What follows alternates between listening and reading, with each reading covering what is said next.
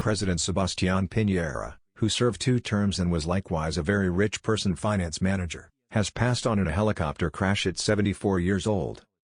3 others on board the airplane endure when it descended in a lake close to the southern town of Lago Ranco. Piñera had flown his own helicopter, however there was no authority affirmation he had been the pilot during the accident. Public grieving has been proclaimed and accolades have been paid from across Latin America's political gap. The moderate lawmaker was credited with fast financial development during his initial term from 2010 to 2014. Abroad, he was maybe most popular for supervising the marvelous salvage of 33 excavators caught for 69 days underneath the Atacama Desert in 2010, a story which grasped the world. Nonetheless, his subsequent term, from 2018 until last year, was defaced by fierce social distress.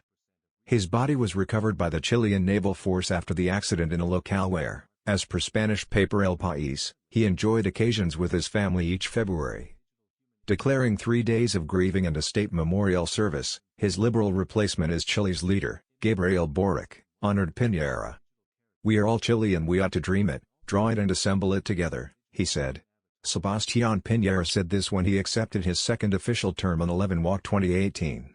"We send a major embrace to his family and friends and family in these difficult situations." Brazil's radical president, Luiz Inácio Lula da Silva, said he was astounded and disheartened by Piñera's demise.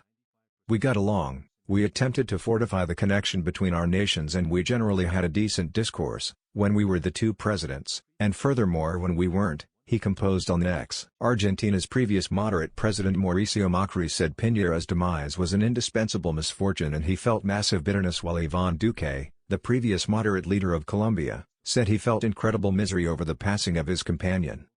In 2010, Piñera turned into Chile's most memorable moderate president since the finish of military rule in 1990.